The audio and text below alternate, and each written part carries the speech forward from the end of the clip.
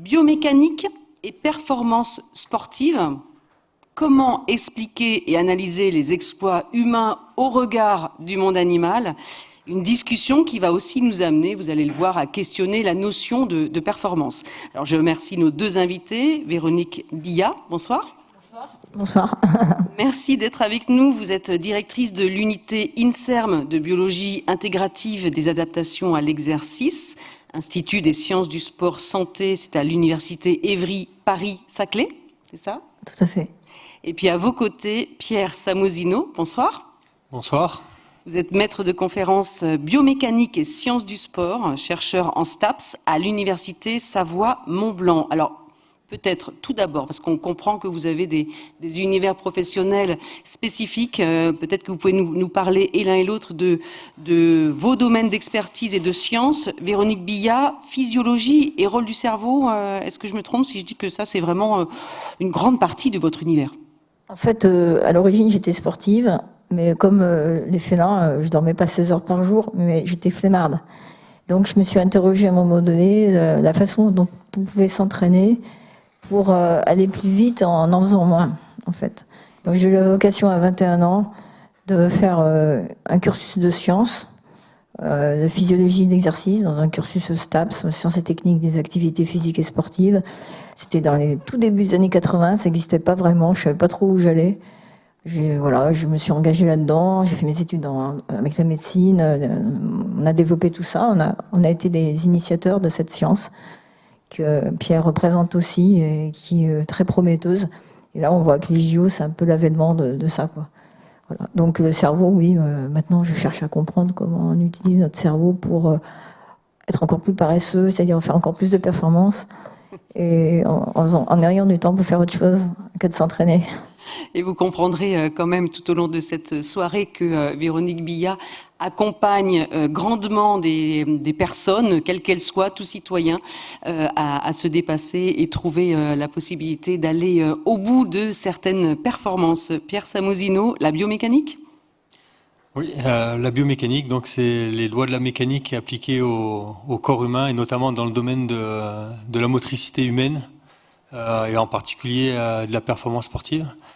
Donc ça, c'est un peu le cœur de nos travaux et de nos activités de recherche qui rentrent dans le domaine des STAPS côté de Chambéry. Et on s'interroge pas mal sur les déterminants de ces performances motrices dans le domaine du sport, de la santé et avec des liens avec le monde animal, où on a pas mal de choses à apprendre pour nos sportifs. Et puis inversement, il y a certains éléments des performances animales qu'on peut comprendre un peu grâce à aux travaux qui ont été développés sur nos sportifs. Alors justement, ces espèces animales qui sont souvent plus performantes, en quoi peuvent-elles être source d'inspiration pour les sportifs? Qu'est-ce qu'on a à apprendre de certains de ces animaux? On peut peut-être démarrer par une vidéo que vous nous proposez, Pierre Samosino, et que l'on peut voir d'abord peut-être, et en même temps, si vous voulez la commenter en direct ou après, à loisir. C'est une vidéo qui avait pas mal tourné sur les réseaux sociaux il y a quelques années. C'est un montage qui avait été fait sur le record du monde du 100 mètres de Usain Bolt en 2009, où ils avaient mis un 9e concurrent sur la ligne de départ. Et ça illustre un petit peu les grandes différences de performance entre l'animal le plus rapide du monde et puis l'humain le plus rapide du monde, notamment sur 100 mètres. Où on se rend compte que l'animal, donc le guépard, est rapidement sorti du champ de la caméra. Et il a fini, alors je n'ai plus en tête exactement, mais le temps, ça doit être entre 5 et 6 secondes pour parcourir les 100 mètres de course. Parce que le guépard peut avoir des pointes jusqu'à 100 km/h, c'est ça? C'est ça, 100 km/h en vitesse de pointe. Puis aussi des capacités d'accélération qui sont assez importantes. Et qu'est-ce qui fait qu'il a ces capacités, lui, par rapport à nous, humains? Ben ça, c'est justement alors, il y a plein de facteurs qui peuvent venir expliquer ces différences. Il y a des facteurs, bien sûr, sur le côté de la physiologie, sur le côté de l'anatomie, où il a un squelette qui est quand même très différent du squelette humain, même s'il a les mêmes os placés aux mêmes endroits. Chaque os est un peu différent et articulé un peu de manière différente que chez l'homme. Avec une colonne vertébrale, je crois, qui est tellement souple qu'elle lui permet de faire des virages que nous, on ne peut pas faire, en tout cas. Entre autres, ouais, en gros, une colonne vertébrale très élastique qui lui permet de pouvoir changer de direction, mais aussi, en ligne droite, de pouvoir utiliser un peu d'énergie élastique au niveau de sa colonne vertébrale, chose que nous, l'humain, on peut faire à certains endroits de notre corps, mais pas trop au niveau de la colonne vertébrale. Et puis après, des facteurs biomécaniques, mais qu'on aura peut-être l'occasion de redévelopper. Développer, bien sûr, avec vous, Véronique Billat. Est-ce qu'il y a des animaux aux capacités exceptionnelles qui vous ont intéressé, peut-être soit dans votre travail ou juste par l'intérêt de la performance sportive? Alors, j'ai eu l'occasion de travailler sur des chevaux de course, mais on a tendance à vouloir, au contraire, imiter un peu l'entraînement des humains. C'est-à-dire que malheureusement, l'entraînement des trotteurs, pour le domaine équin, c'est difficile hein, quand même. Quand on aime les animaux, c'est quand même compliqué. Les trotteurs, on leur met des cardio GPS comme dans les humains et on applique des méthodes d'entraînement avec les seuils lactiques, enfin des choses qu'on faisait dans les années 90 dans le milieu équin pour entraîner les chevaux comme on faisait avant, quoi. Alors que finalement, un cheval, on respecte pas sa physiologie naturelle qui est l'intermittence, on veut gouverner, je pense notamment aux trotteurs. On a un sulky, on a un cardiofréquence-mètre, un GPS, et on mesure tout pour l'entraîner à certaines vitesses, après avoir fait des prises d'acide lactique, parce que le cheval a la même physiologie que l'homme. Il utilise des sucres pour son métabolisme, contrairement aux chiens qui utilisent plutôt les lipides. Voilà. Et j'ai eu l'occasion de travailler sur des chiens, les chiens des pompiers. Les Malinois Les Malinois, parce qu'il faut qu'ils soient endurants pour notamment le travail en décombre. Voilà. Alors, est-ce qu'il y a une catégorie quand même dans laquelle l'homme se distingue? Oui. On a pu survivre et chasser des animaux plus rapides que nous, parce qu'on est très endurant. Et on supporte très bien la chaleur. C'est-à-dire on a des capacités d'évacuation de la chaleur. Vous savez, quand vous faites du sport, tu parlais de rendement énergétique par l'élasticité. Nous, on a un rendement énergétique de 25%. Quand on mange une banane de 100 kilocalories, il y en a 75 kilocalories qui vont se dissiper sous forme de chaleur et 25 kilocalories sous forme de vitesse. Et on peut améliorer jusqu'à 33% grâce à l'élasticité qu'on va justement pouvoir travailler en faisant des entraînements bondissements, montée d'escalier, etc. Parce que nous, on a la particularité aussi d'avoir eu des métiers d'entraîneurs. On est d'abord des gens de terrain, on a pratiqué et ensuite on a fait de la science. Donc on a toujours le souci de réinvestir ce qu'on connaît. Les questions nous sont inspirées du terrain, elles reviennent au terrain. Et justement... cette élasticité musculaire peut nous permettre de gagner en rendement énergétique. Et on est excellent parce que, contrairement aux animaux, on a une marge de progression énorme. Déjà, on résiste bien à la chaleur, on évacue cette chaleur parce qu'on n'a pas de poils, vous avez pu le remarquer, enfin nous surtout les femmes. Et les femmes résistent très, très bien à la chaleur parce qu'elles ont une meilleure évacuation de la chaleur par convection, comme un radiateur. Par la peau, ça c'est des oestrogènes jusqu'à la ménopause où là il y a les grandes chaleurs, on évacue moins bien, mais on évacue aussi par la transpiration, donc chaque litre de sueur évaporée permet d'évacuer 600 kilocalories de chaleur endogène, et on est supérieur aux animaux, effectivement. Vous avez remarqué qu'on n'a pas besoin de haleter pour évacuer la chaleur, comme va faire mon chien par exemple. Voilà. Donc là, vous voulez ajouter quelque chose? Plus endurant dans la chaleur et on peut faire 1000 km sans s'arrêter à 6 km, 6, 7, 8 km/h. Alors, il y a des espèces qui sont endurantes quand même, le loup, l'orque, qui ont quand même cette capacité aussi d'épuiser leur proie. Oui, effectivement, alors, ce qui est marrant entre le monde sportif et le monde animal, il y a des choses qui se recroisent, et notamment dans les grandes qualités physiques. Alors, toutes les survies des animaux ne se basent pas sur des qualités physiques, hein.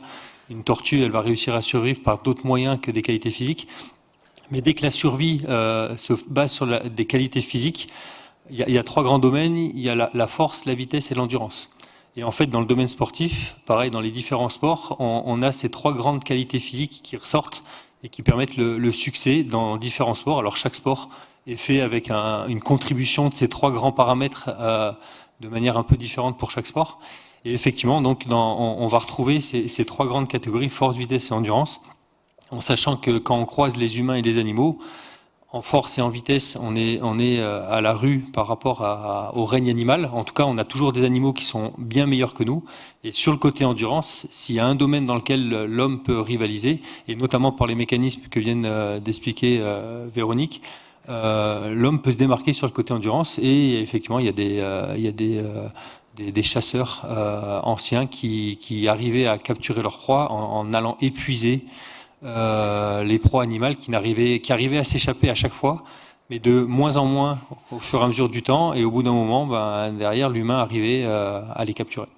Alors entrons plus précisément dans l'univers des sportifs, là pour le coup. Alors avec vous, Pierre Samozino, on va plus arpenter le monde des sportifs professionnels, et puis Véronique Billat, vous viendrez compléter avec tout sportif, quel qu'il soit, et certainement certains aussi présents dans la salle. Pierre Samozino, vous nous avez préparé un PowerPoint pour vraiment bien nous donner à comprendre ce que votre univers, c'est-à-dire les secrets de la biomécanique, comment ces secrets peuvent aussi expliquer des performances ou permettre de les améliorer. Oui, oui, allez-y. Après, dans la biomécanique, elle est large. Il y a l'analyse du geste de l'animal, l'analyse du geste du sportif. Nous, nos travaux se concentrent plus sur essayer de caractériser au mieux le moteur du sportif. Comment ce sportif arrive à générer de la force et de la puissance qui lui permettra une performance. Donc, c'est qu'une clé de certaines performances. Il y a plein d'autres choses qui vont venir contribuer à la performance. Ah oui, parce que, pardon, c'est vrai que Véronique, vous pouviez peut-être, avant de passer aux humains, je vois que dans le PowerPoint, il y a l'inspiration animale. Donc, je reviens sur les animaux et profitons de cette connaissance de Véronique Billat sur les animaux pour bien comprendre justement ce qu'on leur doit encore avant d'aller chercher les hommes. Donc moi, j'ai planché sur la question et je me suis dit finalement l'inspiration animale, je l'ai en moi. Et je vous remercie d'avoir l'occasion d'avoir concrétisé ça, en fait. J'avais donc 5 messages à faire passer. Bon, le déplacement des animaux est intermittent et on doit s'en inspirer. Souvent, l'homme, qu'est-ce qu'il fait? Il se programme une vitesse. Je pense aux marathoniens. Ils disent, bon, je vais faire 3 heures au marathon, je vais me mettre à 14 à l'heure, je règle mon cardio GPS et je m'y tiens. Et il y a même au Marathon de Paris une entreprise qui propose à l'organisateur du Marathon de Paris des ballons de couleur. Et vous vous inscrivez, moi je vais faire 3h15, 3h c'est tous les quarts d'heure. Et vous devez suivre ce ballon, cette personne qui court devant vous avec un ballon, et vous devez vous y tenir. Donc les gens s'inscrivent, ils viennent, paf, et ils veulent faire la vitesse constante. Et ça, c'est complètement antiphysiologique. Aucun animal ne court à vitesse constante. Parce qu'en fait, on a un moteur hybride. Et comme une voiture hybride, on a une batterie électrique avec un métabolisme d'urgence pour la fuite. On a donc qui n'a pas besoin d'oxygène. On a un deuxième moteur qui est, je dirais, celui du coureur de 400 mètres, c'est-à-dire le sprint prolongé, où on n'a toujours pas besoin d'oxygène. On va faire monter nos sucres et faire du petit lait, de l'acide lactique. Et à un moment donné, on va pouvoir quand même, le moteur thermique, une fois qu'on a épuisé les réserves de la batterie électrique, le moteur thermique rentre en jeu, c'est ce qu'on appelle les oxydations, la consommation d'oxygène, qui se traduit avec des watts. On a des chevaux vapeur, nous aussi, avec un rendement de 25 à 30%. Et donc là, on va pouvoir effectivement continuer un petit peu plus loin, mais c'est cette variation de vitesse qui va faire qu'à un moment donné, on va recharger la batterie si on ralentit, on va pouvoir accélérer, etc. Et in fine, la vitesse moyenne va être plus élevée que si on avait été... on verra que les records du monde, d'ailleurs, qui ont été battus dernièrement sur marathon, on n'est pas du tout à vitesse constante. Donc l'aspiration animale fait qu'au finalement, aucun animal ne se déplace à vitesse constante. Et nous, on a une vue d'esprit qu'on doit faire ça, on veut tout calculer, tout prévoir, etc. Et il faut être un peu plus proche de l'animal, comme on est des animaux. Donc le déplacement sportif et humain est aussi intermittent. Il y a tous les sports co. Et l'humain, malheureusement, se pilote par des objets connectés au lieu d'écouter ses sensations. Et nous, maintenant, on travaille sur le lien entre le cerveau, le métabolisme et ce qu'on veut faire, ce qu'on croit faire. Voilà, ce qu'on a décidé de faire. Mais souvent, on se trompe. Et heureusement, avec l'expérience de l'âge, on a moins de capacité physique, mais on a plus d'expérience, on est plus connecté à son corps. Et j'ai eu le bonheur d'entraîner un centenaire, Robert Marchand, dont vous avez peut-être entendu parler, qui, entre l'âge de 100 ans et l'âge de 103 ans, s'est amélioré de 11% au plan du moteur thermique et au plan du moteur électrique. Voilà, grâce à un entraînement intelligent. Quelle était sa pratique? Vélo. Record de l'heure cycliste, il est passé de 23 à l'heure. Donc c'est d'ailleurs... Ça s'est fait au Vélodrome où il y aura les Jeux Olympiques. Et de 23 à l'heure à 27 à l'heure, entre l'âge de 100 ans et 103 ans. Il est devenu professionnel à cet âge-là, à la Française des Jeux, alors que dans les années, quand il avait 20 ans, on lui a dit « Robert, t'es trop petit, tu ne pourras jamais faire du vélo ». Tous les mecs ont dit ça, et je crois qu'ils sont déjà décédés. Lui, il signait son premier contrat de sportif professionnel à 100 ans. Voilà. Tout est permis. Les autres images que vous aviez prévues quand même, Véronique, allez-y. N'importe quoi. Ce qui est important, c'est que aussi, ça nous donne à penser que aussi quand on est une proie, on met 80. Là, c'est l'exemple du guépard. Quand on est une proie, on met 80% de sa vitesse en jeu maximale. Donc les 100 à l'heure, là, on est à 80 à l'heure pour s'échapper. Et quand ils sont prédateurs, les animaux, tranquille, 30%, parce que ça peut durer. Donc, et en plus, ils ont un taux d'échec énorme. Et donc, en fait, je dirais que la performance, là, ils gèrent leur énergie. Faut pas que je me trompe de bouton. Tac. Ils gèrent leur énergie, pas seulement en fonction de leur capacité physique, mais en fonction du contexte. Et en fait, ils s'adaptent. Et quand ils sont proies aux prédateurs, ils n'ont pas du tout la même attitude motrice. Et moi, j'ai trouvé ça amusant de se dire, quand je suis un prédateur, j'utilise que très peu ma force, ma vitesse maximale finalement, parce que ça peut durer. Et aussi, c'est ce qui est marqué là. Et alors, là, c'est quand même hommage à nos précédents. Dans les années 60, les mecs, ils ont eu du courage de mettre des cardio GP, enfin des capteurs de vitesse. C'était plus compliqué à l'époque sur des guépards, donc il fallait quand même être culotté, quoi. Et il y a beaucoup de, donc finalement, la vitesse dépend de son succès ou l'inverse, et du terrain. Et il y a énormément, tu parlais Pierre, de l'accélération. Et on a découvert que chez l'homme, finalement, ce qui fait, notamment au football, vous savez que maintenant les joueurs de foot, ils ont tous des petits GPS, accéléromètres dans le dos, on les voit à travers le maillot. Et alors, il y a tout maintenant des data scientists dans tous les clubs sportifs, hein, Pierre. C'est un marché énorme de gens qui se tapent des tableaux Excel, qui font du big data, de l'intelligence artificielle, et essayent de comprendre les déterminants de la performance. On sait que l'accélération est importante. Et le guépard, effectivement, il y a une accélération de 4 mètres secondes moins 2. Et en fait, c'est plus important que la vitesse, parce que dans la performance sportive, être capable d'accélérer, décélérer. Et ça nous renvoie bien finalement à l'intermittence. Au lieu de raisonner en vitesse constante, il faut raisonner en qualité physiologique d'accélération. Et comme disait Newton, l'accélération, c'est la force. La force, c'est la masse par l'accélération. On peut améliorer sa force en faisant que des entraînements d'accélération. Pas besoin de soulever enfin, surtout pour la course à pied. Il vaut mieux faire un travail en accélération pour développer sa force spécifique à l'appui. Voilà. Et on voit que les animaux, ils ont des capacités d'accélération faramineuse. Et donc, le guépard. Alors, justement, il y a 17 espèces, vous voyez. J'ai appris ça en travaillant pour ce soir. Il y a 17 espèces de mammifères qui ont une vitesse supérieure à 20 mètres par seconde moins 1. Pas nous, quoi, on n'est pas dedans. Nous, c'est 10 mètres par seconde. Voilà. Et on a quand même des lévriers qui vont aussi très vite. J'ai eu l'occasion d'assister à des courses de lévriers. Bon, maintenant, les paris sont interdits depuis peu. C'est heureux, mais quand même la centrale canine garantit quand même un championnat tout ça, de qualité. On a des champions. Alors justement ces lévriers, ils ont le même métabolisme que les guépards, etc. Ils utilisent uniquement les sucres. Alors que si vous avez un chien à la maison, faut pas trop lui donner le sucre parce que lui il est obligé de retransformer en graisse pour les utiliser. Et notamment, le pire, c'est le chien de traîneau qui fait des milliers de kilomètres et lui, il mange son métabolisme et surtout lipidique uniquement. Le régime cétogène à la mode, là, c'est le chien de traîneau. Voilà. Mais nous, on est plutôt glucidique et un peu comme les lévriers ou les chevaux de course. Voilà. C'est aussi des animaux qu'on entraîne et qui s'entraînent bien et qui ont des capacités naturelles, bien sûr. Mais il faut le faire intelligemment.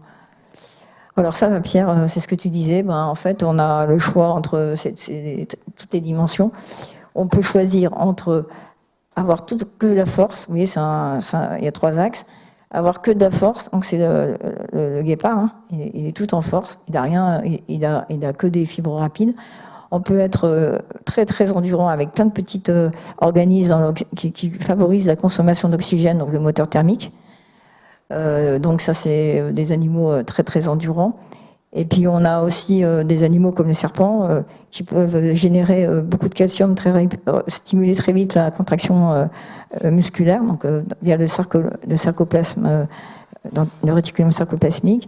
Et puis on a les animaux super endurants, plein de mitochondries, voilà. Et nous, les humains, ben, si on est corps de fond, on va se rapprocher plus de l'animal endurant. Si on n'est pas trop serpent, je crois pas. Si, pour le démarrage en sprint, pour quand même activer la contraction musculaire. Et puis, bon, voilà, c'est Usain Bolt, quoi. Voilà. Donc, mais ce qui est bien, c'est que nous, on peut se déplacer dans cet espace-là. Alors, je terminerai là-dessus, parce que je suis trop bavarde. La génétique, il y a eu un courant d'eugénisme dans les années 2000. Et notamment, on disait que tout est génétique. Alors, le gène de la performance, on le cherche encore, hein, je vous rassure. Par contre, l'acquis est énorme chez les humains. On peut transformer quelqu'un, etc., à tout âge. Donc il y a des possibilités. On aura l'occasion d'en discuter tout à l'heure avec vous, Véronique Billat. Pierre Samozino, alors les humains dans tout ça, la biomécanique. Ouais, non, parce que les humains, alors là, ce qu'il y a à l'écran, c'est juste un des axes de la figure d'avant que présentait Véronique. Comme je disais tout à l'heure, hein, on s'attelle, la biomécanique, c'est assez large, hein, ça peut aller au niveau articulaire, au niveau musculaire ou au niveau du centre de masse et d'avoir une analyse dans sa globalité du sportif. Et nous, c'est un peu ce sur quoi on travaille. On essaie de caractériser, comme je disais tout à l'heure, le moteur du sportif. C'est-à-dire tout moteur, même d'une voiture, comment on caractérise un moteur? On caractérise le couple qu'il est capable de fournir en fonction de la vitesse à laquelle il tourne. Et chez le sportif, c'est un peu la même chose. On peut caractériser son moteur par la force qu'il est capable de produire en fonction de la vitesse à laquelle il se déplace, notamment dans les locomotions. Et là, vous avez une illustration à l'image de comment fonctionnent nos muscles. Donc le muscle, c'est nos moteurs. Vous utilisez ça, Pierre? Ouais. Et donc ça c'est les lois de la physiologie qui ont été mis en avant dans les années 1920-1930 par un grand physiologiste, Archibald Hill, qui montrait que plus le muscle se contracte vite, moins il est capable de produire de force. Donc en fait notre moteur, la base de notre moteur que sont les muscles, ne peuvent pas produire de grandes forces à vitesse très élevée. Et donc là on voit sur un mouvement d'extension de jambes, vous voyez, sur des gens qui vont faire des sauts. Si vous leur mettez des charges sur les épaules, donc ils vont aller lentement, parce que vous allez leur demander de produire le maximum de force. Ils vont aller lentement parce qu'ils ont une résistance, et là ils vont pouvoir produire beaucoup de force, parce qu'ils vont peu vite. Par contre, si derrière vous leur mettez peu de résistance, ou alors au contraire vous les tirez vers le haut, comme on peut voir sur la figure à droite, ben là derrière la vitesse de contraction des muscles va être tellement rapide que le muscle ne pourra plus produire de la force. Et donc en fait on est très bien caractérisé, notre moteur est très bien caractérisé par cette relation entre la force et la vitesse. Et ce qui est intéressant chez les sportifs, c'est qu'on a ces profils de moteur très différents. Vous avez des athlètes, ou même chacun d'entre nous, qui sont capables de produire des grandes forces. Donc là vous voyez qu'à des vitesses faibles ici, à des vitesses faibles ici, il y en a certains qui sont capables de produire des grandes forces, alors que d'autres produisent moins de force. En gros, c'est un peu l'exemple du tracteur. Le tracteur, vous lui mettez des grosses résistances derrière, une grosse remorque, il va être capable d'avancer. Par contre, ce tracteur-là, quand vous lui enlevez la remorque, il ne va pas avancer beaucoup plus vite. Alors qu'on pourrait se dire, tiens, s'il est capable d'avancer avec une grosse résistance, le jour où je lui enlève la résistance, il va partir très vite. Et en fait, non, il va être bridé en vitesse. Et on a des sportifs comme ça qui vont être très forts à vitesse faible. Par contre, à vitesse élevée, ils vont plus être capables de produire beaucoup de force. Et en fait, on est chacun d'entre nous, on a notre moteur qui est caractérisé par cette relation à laquelle on met maintenant une dimension endurance, parce que ces caractéristiques, à l'instar d'un moteur, enfin à la différence d'un moteur de voiture, au bout de 100 km ou de 30 km fait à une grande vitesse, et ben, le moteur il est plus capable de produire les mêmes caractéristiques. Allez-y. Je continue. Bon, après les déterminants de ces caractéristiques de moteur, elles sont peut-être très différentes. Alors, elles sont physiologiques, elles sont biologiques, elles sont métaboliques, elles sont nerveuses. Et elles sont aussi mécaniques. Et si on s'intéresse à la première vidéo de pourquoi ce guépard il court plus vite que l'humain, si on s'intéresse juste au premier niveau de la force qu'il est capable de produire, donc ce qui lui permet d'avancer, et en tout cas d'accélérer vers l'avant, c'est cette force horizontale. Le guépard ou l'humain, on va produire une force verticale, donc cette force verticale qu'on produit au sol, et le sol va nous renvoyer une force de réaction. Donc c'est cette force rouge qui nous permet d'accélérer vers l'avant. Dans cette force rouge, il y a une partie verticale et une partie horizontale. Donc c'est cette partie horizontale qui nous permet d'accélérer. Et en fait, pour la performance d'accélération, elle va être déterminée à la fois par la force qu'on est capable d'appliquer au sol, qui vont être les qualités physiques, mais aussi par des qualités techniques qui vont nous permettre d'orienter une partie de cette force dans la bonne direction. Alors on a des gens, on a des athlètes, on a des animaux qui vont produire plus ou moins de force, et puis d'autres qui vont être capables d'être plus ou moins efficaces dans leur gestuelle pour appliquer une part plus ou moins importante de cette force musculaire dans la bonne direction. Et c'est en partie ça qui va expliquer. Alors il y a plein de déterminants, il y a pas mal d'études. Enfin, je reviendrai sur ça après, mais en partie c'est ça qui va caractériser si on regarde le moteur de Usain Bolt, qui se caractérise par cette relation entre la force. Alors c'est des forces rapportées au poids de corps et sa vitesse. Donc c'est la ligne bleue, Bolt pendant son record du monde en 2009, et le guépard qui va être ici. Donc on s'aperçoit que le guépard, sur son accélération initiale, quand on ramène au poids de corps, il a à peu près les mêmes qualités de force propulsive, donc on est bien dans la force propulsive qui lui permet d'avancer vers l'avant, que Bolt. Par contre, la grosse particularité du guépard, c'est que quand il est lancé à 15, 20, alors 20 km/h, alors là, on doit être en mètres par seconde, on n'est pas en kilomètre/heure. Ici, on est en mètres par seconde, donc quand il est lancé 20 mètres par seconde, c'est à peu près 60-70 km/heure. Il est encore capable de développer de la force vers l'arrière pour pouvoir se propulser vers l'avant, alors que l'humain, ça fait bien longtemps qu'on n'est plus capable d'appliquer de la force derrière. Donc en fait, ce qui caractérise le guépard, c'est surtout cette capacité à produire de la force propulsive à haute vitesse. Alors, il y a des études qui sont allées regarder au niveau musculaire, ces fibres musculaires, est-ce qu'il a des fibres musculaires qui sont plus avantageuses? Les résultats sont très discutés, c'est pas si évident que ça. Il y a pas mal d'études qui sont allées regarder comment se positionnent les muscles, ou en tout cas quels sont les muscles qui sont plus volumineux ou surdimensionnés par rapport à l'humain. Et là, déjà sur les félins et d'autres animaux, on s'aperçoit qu'ils ont des muscles extenseurs de hanches qui sont surdéveloppés par rapport à nous humains. En gros, ils ont des gros fessiers. Alors que nous, on va être plutôt sur des muscles de la cuisse plutôt développés, des fessiers un peu moins développés. Et si vous voulez, la dinde ou l'autruche sont des animaux qui, donc c'est presque les bipèdes les plus rapides, sont des animaux qui ont des fessiers qui sont surdimensionnés et surdéveloppés, qui leur permettent des accélérations assez importantes. Donc ça fait partie des facteurs. Et dans les facteurs, par rapport à ce que je vous ai dit avant sur cette capacité à appliquer de la force derrière, donc effectivement tout ce qui est muscle postérieur de la jambe, ça permet de pousser derrière, un peu comme si vous étiez sur une trottinette. Si à un moment donné vous voulez accélérer sur une trottinette, il faut pousser derrière. Et donc c'est surtout les fessiers et les ischio-jambiers qui vont jouer. Le gros point d'avantage du guépard et de pas mal d'animaux, c'est la quadrupédie.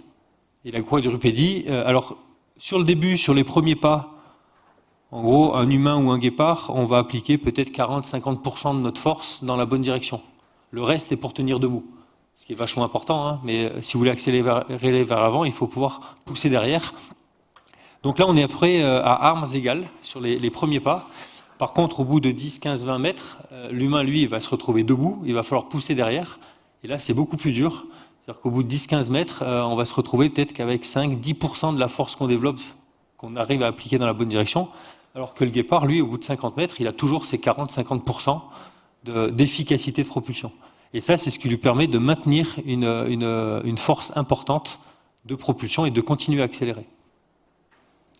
Alors, il y a des sportifs quand même qui questionnent et certains vous ont questionné, Pierre Samozino, je pense à Christophe Lemaître, qui quand même n'a pas les caractéristiques de Bolt. On peut peut-être regarder une vidéo et puis vous allez nous en parler, parce que c'est quand même un de ces athlètes qui a remporté des courses et il a fallu quand même comprendre pourquoi lui spécifiquement il parvenait à ça, alors qu'au départ il était quand même derrière. On peut peut-être voir une vidéo avant de nous attarder sur Christophe Lemaître. Donc ça, c'est finale des championnats d'Europe de 2010. Donc Christophe Lemaître qui est au couloir numéro 5, 6, que vous reconnaissez tous. Et qui, donc voilà, son départ, il est, comme à son habitude, souvent il était derrière au départ, et il réussit donc à être champion d'Europe sur cette course.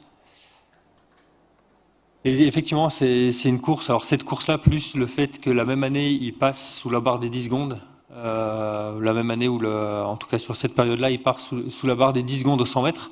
Et la plupart du temps, il faut quand même préciser, quand vous entendez les commentaires, vous voyez que c'est un étonnement total. On croit qu'il ne va pas gagner. Il remonte avec une vitesse incroyable.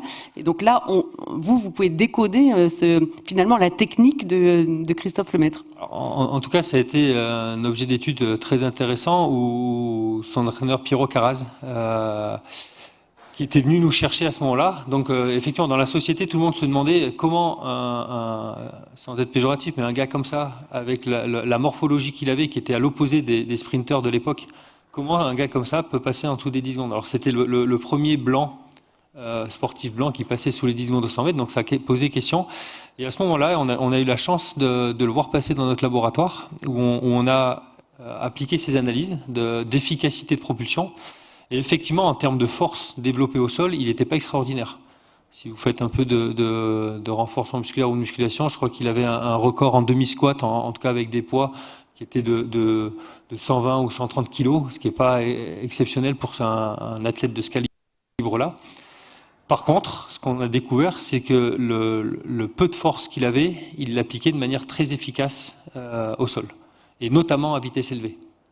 Donc, comparé à un guépard, c'était encore bien plus bas que le guépard. Par contre, parmi les humains, c'était celui qui arrivait le mieux à garder cette efficacité malgré la station debout et malgré la vitesse.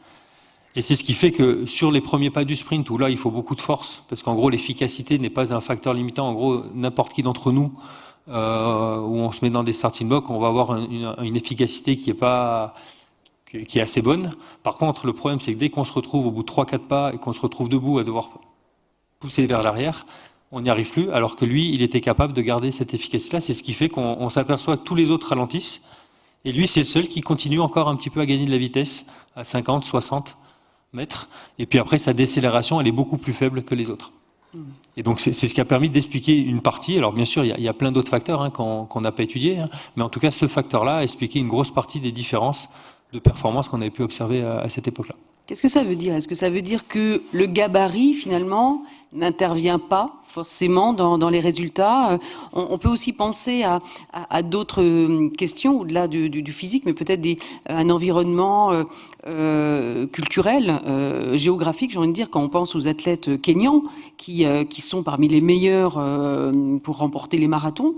Est-ce qu'il y a des performances qui aussi s'expliquent par d'autres choses qu'une compétence évoluer aussi, parce qu'on voit bien que les performances, on travaille avec des entraîneurs et avec des personnes qui pensent justement comment améliorer. Mais certains sont d'emblée parmi les meilleurs, spontanément, j'ai envie de dire culturellement, ou sans se poser la question de qu'est-ce que je mobilise pour être le meilleur. Effectivement, il y a les qualités physiques qu'on peut avoir au départ, qui se travaillent et qui permettent. Alors là, l'exemple de Lemaître, c'est pas ça qui faisait la différence avec les autres. Par contre, ces qualités physiques, elles sont quand même indéniables et déterminantes dans la performance. Par contre, effectivement, derrière, il faut être capable de les mobiliser. Et là, après, c'est tous les aspects, on va dire, que je mets dans le chapeau aspect technique, mais qui englobe beaucoup de choses, qui englobe des aspects de coordination, qui englobe des aspects de gestuelle, des aspects anatomiques et morphologiques aussi, qui permettent d'être efficaces dans le geste, c'est-à-dire de bien utiliser la production d'énergie qu'on a fait avec nos muscles, de bien l'utiliser et la transmettre à l'environnement pour pouvoir se déplacer de manière efficace. Et c'est ce qu'on retrouve aussi dans les dimensions d'endurance. Oui. Mais là, limite, Véronique est plus spécialiste. Véronique Billat, alors là, pour bien comprendre, je parlais au-delà de la technique, de ce qu'on peut améliorer, le fait qu'il y a quand même quelque chose de l'ordre de l'inné, peut-être pour certains, cette façon de mobiliser autrement leur corps selon leur gabarit. Et puis, parlez-nous peut-être aussi de ce qui se passe au niveau du cerveau, c'est-à-dire en général, bon, même si vous l'avez un petit peu déjà introduit, l'humain n'écoute pas son cerveau, il suit son parcours comme un métronome, c'est une erreur, et donc, voilà, qu'est-ce qu'on mobilise, comment on travaille aussi au-delà de la biomécanique. Alors, j'insisterai quand même pour le cas de Christophe Lemaître, sur lequel j'ai également travaillé, parce que Caraz aussi m'avait demandé un peu d'expertise. Il y a un gros travail technique en starting block. Vous avez pu quand même voir qu'au départ, on est dans les starting blocks. Et je ne sais pas si vous avez déjà essayé, mais c'est casse-gueule. Il faut exactement les mettre à un point bien déterminé de la ligne de départ, mettre les mains, enfin c'est hyper technique un départ. Et je crois qu'il avait un entraîneur exceptionnel, hein, à Aix-les-Bains, qui était le gars super technique, puis un gros travail de détection. Il avait réussi à trouver en Christophe qui jouait au foot, je crois. Enfin, voilà, il y a un gros travail de détection. Et je vais arriver à ce que vous voulez dire, ce que vous m'avez demandé, c'est-à-dire que c'est pareil pour les Kenyans. Les Kenyans, ils ont, déjà, c'est un secteur économique, c'est-à-dire que ils courent, il n'y a que ça à faire. C'est une tradition anglo-saxonne. Ils font tous du cross-country. Il y avait des pasteurs qui étaient là-bas. Donc il y a une détection, un peu comme en vocation en Union soviétique, avant la perestroïka. J'ai visité l'Institut des sports de Leningrad, etc. J'ai vu le système qui était en place. Je suis allée en Chine aussi. Et il y a un moment, je veux dire, il y a des enjeux économiques, politiques. Et donc, quand on est africain, quand on est au Kenya, on va courir, quoi. Je veux dire, parce que voilà, c'est un peu la tradition. Et puis c'est surtout la seule espérance qu'il y a en Afrique de l'Est de pouvoir s'en sortir. Parce qu'il y a des managers qui les amènent ici. Au début des années 2000, ils venaient. Moi, j'ai connu, notamment, j'ai entraîné une vice-championne olympique qui est devenue vice-championne olympique sur 5000 mètres. Et je l'ai connue parce que je voulais m'inscrire en faux contre l'eugénisme. Et j'avais contacté un manager pour faire des mesures. Ils étaient tous cousins germains. Et j'avais mis en évidence et publié que des jeunes Kenyans d'un même village, avec cousins germains, etc., qui s'entraînaient avec un entraîneur A, qui avait une méthode longue et lente sur le coup énergétique et l'endurance extrême, versus ceux qui développaient plutôt la puissance, donc la force et la vitesse, par des entraînements intermittents. On arrivait à faire à peu près les mêmes perfs, mais avec une physiologie, un phénotype complètement différent. Donc déjà, l'entraînement faisait beaucoup. Après, il y a la culture, la politique, les enjeux. Nous, en France, c'est un petit peu négligé tout ça, finalement. C'est pas le sport à l'école, c'est pas le truc, quoi. Enfin, les clubs, ils crèvent de la misère. Voilà, donc je crois que c'est ça qui est important. Voilà. Et alors, vous avez préparé d'autres images peut-être. Je m'en souviens plus, mais... On peut s'accorder encore quelques minutes. Je vais très vite. Aussi laisser la parole au public, bien sûr. Je vais très vite. Bon, l'intermittence, voilà ce qui se passe dans un match de foot. Je vous ai dit, non, on leur met des trucs dans le dos. Usain Bolt va jusqu'à 36... Mbappé va jusqu'à 36 à l'heure, quand il est motivé. Voilà. Et le coefficient de variation dans un match de foot, c'est la vitesse, ça va du 4 à l'heure à 32 à l'heure, 36 à l'heure pour Mbappé, des coefficients de variation énormes. On devrait tous faire du foot, les marathoniens, finalement. Ça permettrait de développer des qualités physiques d'intermittence. Là, c'est le dernier record du monde qui a été battu récemment, avec Kiptoum. Donc, il a explosé le record du monde, encore pire pour les femmes d'ailleurs. Et on voit bien que je n'ai que les temps, tous les miles, parce que c'est ça que j'ai retrouvé sur Internet, on voit que c'est quand même très intermittent. Et lorsqu'il a choqué tout le monde, alors tout de suite, il est dopé. Il est dopé parce que, vous voyez, c'est impossible. D'habitude, on se prend le mur dans la tête au 30e kilomètre.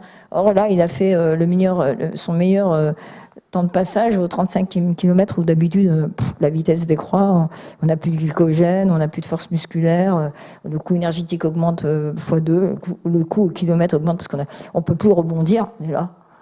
Et donc finalement, voilà, les gens, non, il est dopé. Voilà. Quand on analyse ça, non, c'est pas vrai du tout. D'ailleurs, on n'a rien dit sur Kipchoge, qui lui avait une autre stratégie de course, mais c'est toujours très intermittent. C'était le précédent record du monde. Ça, c'est le marathon, et c'est pas le truc à vitesse constante, alors que tous les gens, les quidam qui vont faire s'inscrire au marathon de Paris, ils ont tous prévu de courir à vitesse constante et de suivre un ballon de couleur. Il n'y a pas de petit commerce. Et ça, c'est le dernier record. Donc ça, c'est le précédent record du monde féminin, parce que maintenant, c'est 2h11. Et on voit, elle avait une stratégie différente. Elle est partie vite, elle a ralenti et elle a réaccéléré au bout du compte. Donc il y a tellement de façons de courir. Là, j'ai le temps que tous les 5 km. Voilà. Alors maintenant, oui, il y a un marché économique, je disais bien. Donc il faut tous avoir son cardio GPS et ne plus écouter ses sensations, alors que j'ai eu l'occasion de faire une conf au MIT. Finalement, si on veut être... Le message que vous allez emmener à la maison ce soir, c'est que si on veut être performant, il faut écouter ses sensations. J'ai un jeune étudiant en thèse qui travaille là-dessus. Écouter ses sensations, rester toujours dans une allure moyenne. Voilà, une sensation moyenne, qui va se traduire par une variation de vitesse, en réalité, et une optimisation du moteur hybride, et qui va nous permettre d'améliorer ses performances. Il faut toujours que la moyenne soit supérieure à la médiane. C'est-à-dire qu'il faut passer plus de temps en dessous de sa vitesse moyenne En fait, on n'y est jamais à la vitesse moyenne. Comme disait Claude Bernard, la moyenne, c'est juste un artefact mathématique. Mais l'homéostasie, elle oscille autour de la moyenne. Et là, c'est pareil, il faut osciller pour optimiser son moteur énergétique et faire une course de paresseux. Voilà, ce sera peut-être la prochaine exposition après les félins. On va souffler l'idée au responsable du Muséum national d'histoire naturelle. Voilà. Et oui, ça, c'est le personne âgée. Voilà. Ça, c'est le marathon de Paris. Et on est capable à plus de 106 ans. Alors oui, dernier truc, à 2h57, c'était le record du monde de l'espèce humaine sur marathon. Et maintenant, c'est le record de l'espèce humaine à 75 ans. Bon, et alors juste petite précision, avant de passer la parole dans la salle, Pierre Samosino, je crois que le prochain marathon de Paris peut finalement créer des surprises parce que des parcours d'épreuves peuvent bouleverser les chances des sportifs. Et là, je crois qu'il y aura beaucoup de dénivelé, ça peut en gêner certains, c'est ça ? Ouais, effectivement, là, vous l'avez tous vu, le tracé du marathon de Paris aura un peu plus de dénivelé que d'habitude. Et là aussi, même dans l'endurance, on va retrouver des profils de coureurs un peu plus en force ou un peu plus en vitesse. Il y a des coureurs qui sont plus à l'aise quand il y a quand il y a de la force à produire pour pouvoir s'élever ou redescendre. Et d'autres coureurs qui sont plus à l'aise quand c'est roulant et quand il faut réussir à entretenir une certaine vitesse. Et donc, effectivement, le choix des tracés peut avantager ou pas. Et un collègue au laboratoire s'était amusé un peu à faire des prédictions. Donc, Baptiste Mourel qui s'était amusé à faire des prédictions en fonction des profils de coureurs sur ces types de tracés. Donc, on verra ça l'année prochaine au mois de juillet. Mais en tout cas, il y aura des surprises grâce à ce tracé un peu atypique. Et je sais que vous êtes aussi sollicités et l'un et l'autre pour accompagner les sportifs, si on a le temps, ou si les questions de la salle s'orientent vers cela, bien sûr, on en parlera. Mais voilà, prenons déjà vos questions.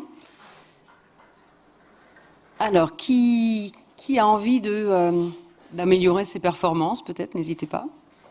Alors, je vois quelqu'un, voilà, dans la salle. Allez, le micro vient vers vous.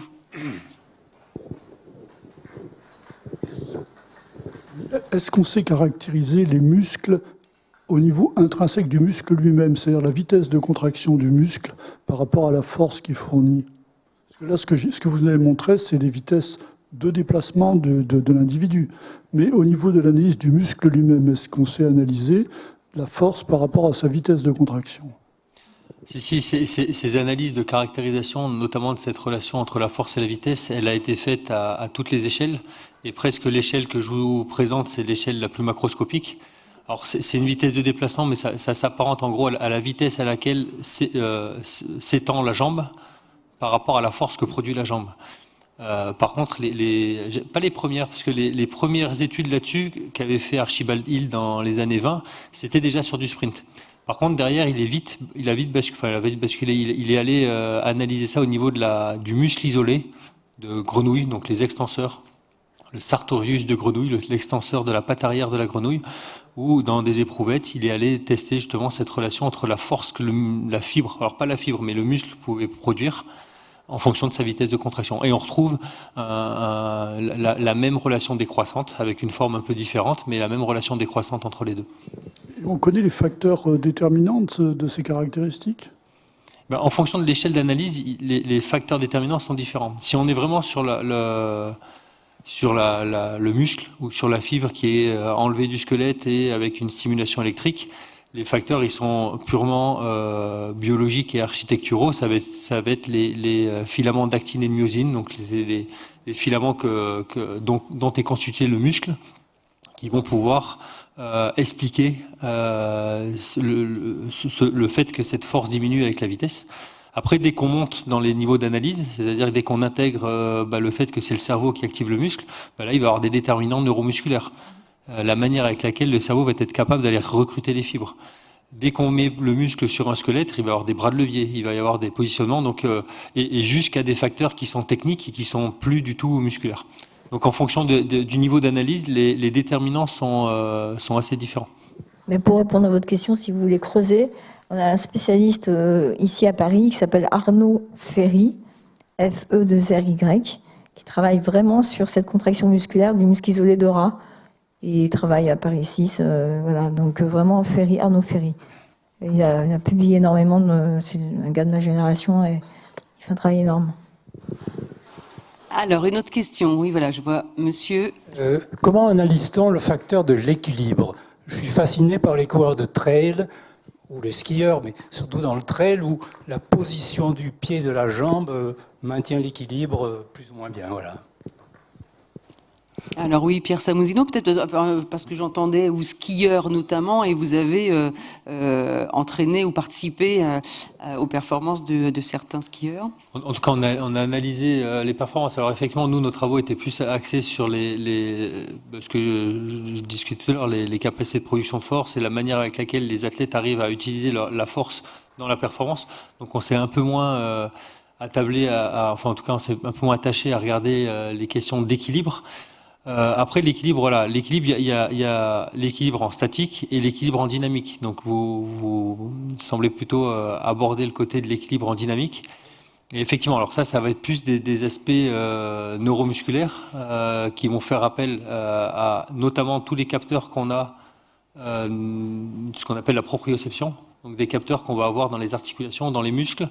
On va aussi utiliser des informations visuelles, mais c'est toute l'utilisation de ces afférences sensorielles, d'utiliser un peu les différents sens qui vont permettre derrière de pouvoir avoir un déplacement contrôlé et équilibré, avec bien évidemment le côté réflexe et puis aussi apprentissage qui va permettre d'avoir des schémas moteurs qui vont être un peu automatiques. À un moment donné, quand on marche quand un trailer va mettre le pied sur un caillou, il n'y a pas qu'une réflexion consciente de savoir qu'est-ce qu'il faut que je fasse dans cette situation.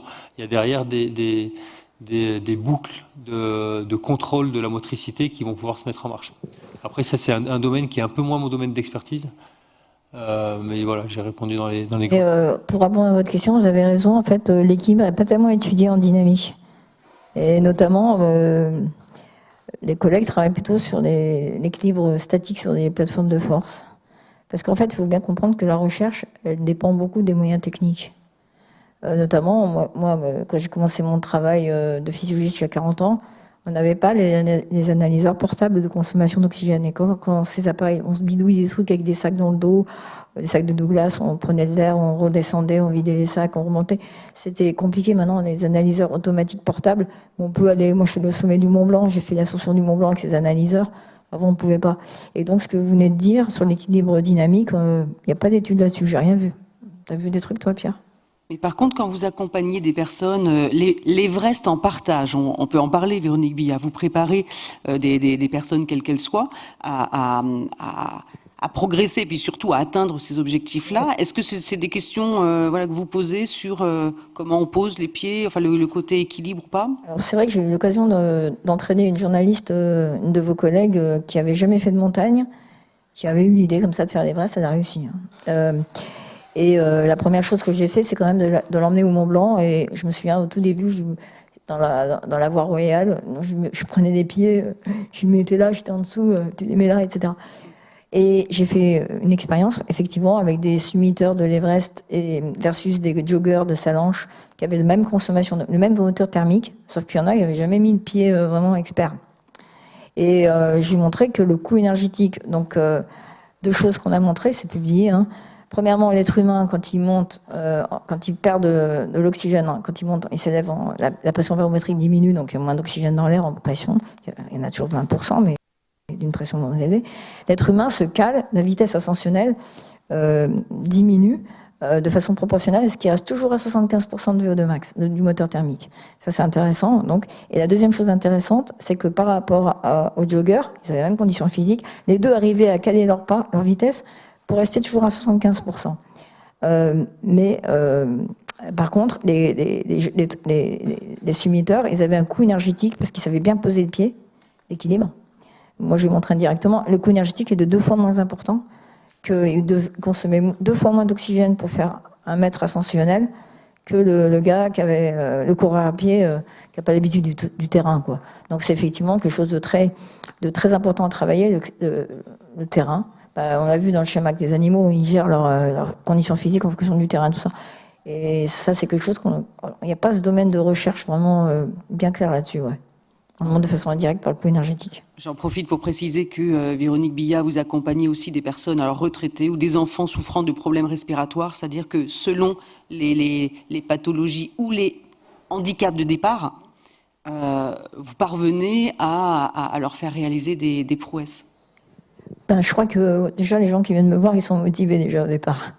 Donc voilà, c'est déjà le phénomène, la condition sine qua non. Et oui, c'est vrai, l'être humain, tant qu'il est vivant, tant qu'il en a envie, il progresse. Hein. Donc voilà, c'est ça qui est important, c'est qu'on ait toujours envie de faire quelque chose, et surtout bouger, ça nous donne de voir qu'on progresse. Ben, c'est rester vivant, quoi. Voilà. Mais être bien accompagné aussi, parce qu'on n'a pas forcément cette connaissance de c'est pour ça l'usage, de l'utilisation de nos corps. Pas hésiter, parce qu'effectivement, nous, on forme des générations d'étudiants, et avec maintenant, il y a une nouvelle discipline, c'est l'activité physique adaptée. Et j'ai eu l'occasion de tester ça, parce que j'étais hospitalisée à Saint-Maurice, après une chute, bref. Et tous ces jeunes-là, ils accompagnent les kinés. Donc vous avez l'ergothérapeute, le kiné, le préparateur d'activité physique adaptée qui va vous remettre en selle avant de retourner sur le terrain. Voilà. Donc c'est aussi une spécialité qu'on développe, qui émerge en France. Voilà. Pierre, t'en as chez toi aussi des jeunes qui préparent ça. Samousino. Alors nous à Chambéry, c'est pas une. C'est la perf. Ouais, nous c'est pas une filière qui est très développée chez nous, mais par contre effectivement dans pas mal d'universités il y a cette filière qui est très très développée. Voilà, donc, le sport pour la santé, et effectivement c'est en voie de progression, et il y a beaucoup d'opportunités là-dedans. Ouais. Donc vous avez des maisons des sports santé, c'est une nouvelle loi, vous en trouvez par chez vous là, dans les arrondissements, etc. Dans les villes, il y en a, donc il faut aller les voir. Donc il y a ces gens-là qui proposent de l'activité physique pour tous. Alors d'autres questions? Oui, il y a 2 mains qui se lèvent. On va venir vers vous. D'abord, monsieur plus haut dans la salle, et puis on ne vous oublie pas, monsieur en face de moi. Bonjour. Vous avez parlé de l'endurance, la 3e dimension. Est-ce qu'il vaut mieux travailler sa force ou sa vitesse pour être endurant, ou est-ce qu'il n'y a pas de réponse? Alors si, il y a une réponse. Justement, c'est mon cheval de bataille. C'est-à-dire que Pierre vous a bien expliqué que la puissance, c'est la force qui multiplie la vitesse. Il vous a bien dit qu'il fallait trouver l'optimum pour être puissant, travailler sa puissance, pour trouver si on va la travailler plutôt en force ou en vitesse. Et l'endurance, vous avez vu dans les variations de vitesse sur le marathon, en fait, on a publié un truc sur le fait qu'effectivement, il faut avoir une grande amplitude, des valeurs extrêmes de possibilités, c'est-à-dire qu'il faut avoir une réserve de puissance.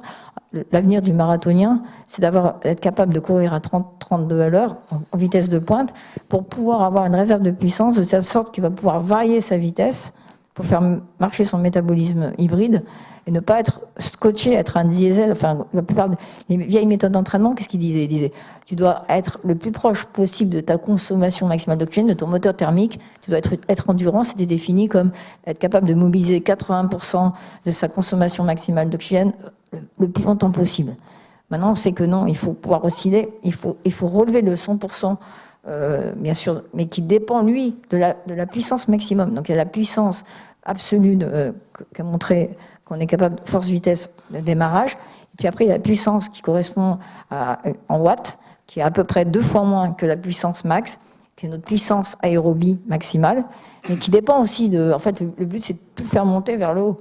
Et tout est... Il n'y a plus de... Comme on disait en STAPS dans les années, on dit toujours malheureusement, la filière aérobie, la filière anaérobie. Mais non, on est un moteur hybride, il faut tout travailler. Si vous voulez tout tirer vers le haut, il faut travailler en intermittence, aussi bien, et par l'accélération, c'est miraculeux. On a démontré que l'être humain, si vous lui dites, allez, fais-moi une accélération douce, il va faire une accélération douce. Après, tu fais une accélération moyenne, la vitesse est l'accélération est parfaitement constante. On n'est pas capable de maintenir une vitesse constante, mais on est capable de maintenir une accélération constante. On est des capteurs d'accélération. Et on peut entraîner les gens à la sensation d'accélération pour augmenter leur puissance par la force, donc MA, en travaillant en plus ou moins sur des inclinaisons différentes pour travailler, si on travaille la puissance en accélération de force ou de vitesse finalement. Et voilà. Ça veut dire respecter ses sensations et écouter son corps. Enfin, on a juste ça, on a des capteurs. Et pour revenir, pour être endurant, il faut être puissant. Voilà, avoir une réserve de puissance. Juste pour compléter un peu ces propos, nous, ça fait partie des axes de travail qu'on développe actuellement. Alors, si je repars sur la caractérisation du moteur, je vous ai dit tout à l'heure que ce moteur, en fait, au fur et à mesure où il va se fatiguer, il va modifier ses propriétés. Et quand on regarde cette modification donc chez les sportifs, on s'aperçoit qu'il y a des sportifs qui, avec la fatigue, vont plus perdre de leur qualité de vitesse, donc leur capacité à produire de la force à vitesse élevée, que de leur qualité de force. Et puis d'autres sportifs, c'est l'inverse. Donc en gros, ça va donner des profils force, vitesse, endurance qui vont être là aussi très différents.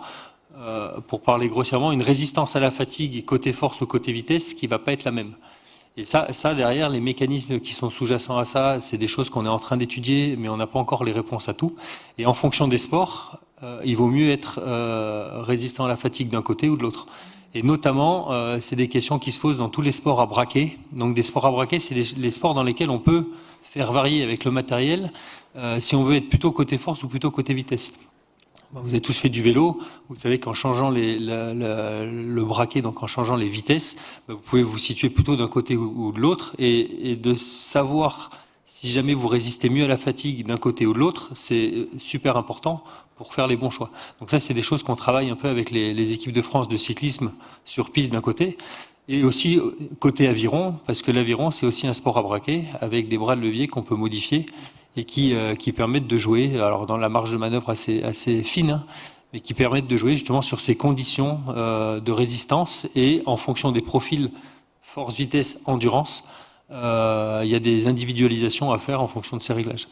Allez, dernière question, parce que je vois que... Juste un petit complément, mais nous aussi, quand on court, la puissance en course à pied est égale au cube de la vitesse divisé par l'amplitude. Donc nous aussi, quand on court, on peut changer d'amplitude de foulée et jouer sur cette variation de résistance à la fatigue en diminuant nos pas ou les augmentant, parce que c'est puissance égale V cube sur amplitude de la foulée. Donc pour une même puissance, on peut... Voilà. Monsieur. Alors vous avez partiellement répondu à la question à laquelle que je m'apprêtais à vous poser, puisque justement je voulais revenir sur l'histoire du cyclisme, sur la question du cyclisme, et notamment de ces cadences de pédalage qu'on peut observer au plus haut niveau, et qui tournent autour de valeurs un peu standardisées, si je puis dire. En gros, à moins que je me trompe, mais on est toujours autour de 90 tours minutes à peu près. Est-ce que ça renvoie justement à ces paramètres dont vous avez parlé, force d'un côté, vitesse de l'autre? Avec des cyclistes, on voit bien que le profil de la route change, il s'applique néanmoins à conserver certaines fréquences de pédalage. Et voilà. Qu'est-ce qu'on en fait finalement? C'est-à-dire que dans sa propre pratique, comment on va s'employer à optimiser cette affaire-là? Parce que je pense qu'il y a une part aussi personnelle, forcément.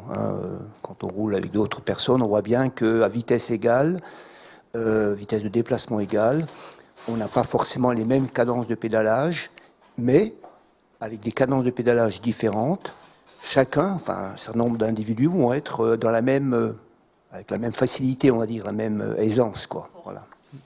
Pierre Samousino. Oui, effectivement. Alors c'est vrai que là, c'est les travaux, les réflexions en tout cas qu'on mène actuellement sur ce côté force, vitesse, endurance, ça répond en partie à ces questions, où on se rend compte qu'il y a quand même peu de variabilité, comme vous dites, dans les cadences qui sont utilisées. Et à l'inverse, par contre, on voit des grosses variabilités entre les individus dans les caractéristiques des moteurs, dans leur capacité. Donc là, on se pose des questions sur qu'est-ce qui va déterminer le choix de ces cadences-là. À l'inverse, côté force, on a des variabilités beaucoup plus grandes entre les individus, parce qu'il faut bien pouvoir réguler la puissance. Et si on ne la régule pas avec la fréquence de pédalage, il faut la réguler avec la force qu'on applique sur la pédale.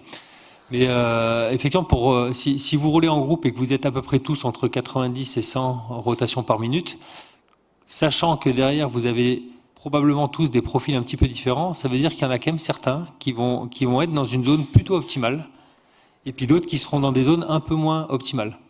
Après, la sensation, si on revient aux sensations et le choix instinctif de ces fréquences, il ne se fait pas non plus par hasard. Donc on peut se dire qu'il se fait de la bonne manière. Sauf si à un moment donné, il est influencé par des objets connectés, par des compteurs et par une culture qui nous dit le champion, il pédale dans cette fréquence-là. Donc, pour faire bien, il faudrait que je me mette dans cette fréquence-là. Pour l'instant, l'influence de ces facteurs d'habitude, d'expérience culturelle, des choses qui sont ancrées dans les esprits, par rapport à le choix instinctif, physiologique des perceptions qu'on a, on n'a pas encore élucidé un peu la part de... Mais effectivement, le côté résistance à la fatigue en fonction de ces fréquences de pédalage, il y a quand même pas mal de variabilité entre les individus. En tout cas, le coût énergétique du pédalage optimal, c'est 60 coups minutes. Mais en fait, l'être humain préfère le confort. Parce qu'en fait, tourner vite, ça coûte de l'énergie. C'est l'énergie de rotation, ça s'appelle. Mais on préfère moins souffrir, moins avoir appuyé sur les pédales que de... Donc, au lieu d'être à 60, rester à 90, parce que ça fait moins mal. Et Robert Marchand, notamment avec l'âge, quand on vieillit, on a du mal à tourner les jambes, comme on dit. Et Robert, lui, on a axé son entraînement, comment on a réussi à le faire gagner 11% de puissance, parce qu'on a travaillé la composante de vélocité. Et en fait, on lui disait seulement, Robert, tu t'entraînes au moins 70 coups minutes. Parce que quand on est vieux, on a du mal à avoir une énergie, enfin, avoir une rotation rapide. Donc il faut s'attacher à rester à une cadence proche de 70-80. De toute façon, on sait qu'en côte, par exemple, moi je suis grenobloise, j'ai fait beaucoup de vélo là-bas, et on sait qu'il ne faut pas descendre en dessous de 60 coups minutes, parce que là, effectivement, il y a trop de douleur, etc. Mais en tout cas, on va toujours chercher le confort, même si ça coûte un peu plus cher. On va tous chercher le confort, ce sera le mot de la fin. Merci à tous, merci à tous les deux. Véronique Billat, Pierre Samozino, je rappelle que vous pouvez bien sûr retrouver les liens, les références concernant nos invités sur le site du Muséum d'Histoire Naturelle. Et puis n'hésitez pas, pour ceux qui n'ont pas encore eu l'occasion de voir l'exposition Félin, allez-y, vous allez vous régaler, vous avez jusqu'au 7 janvier. Merci à tous.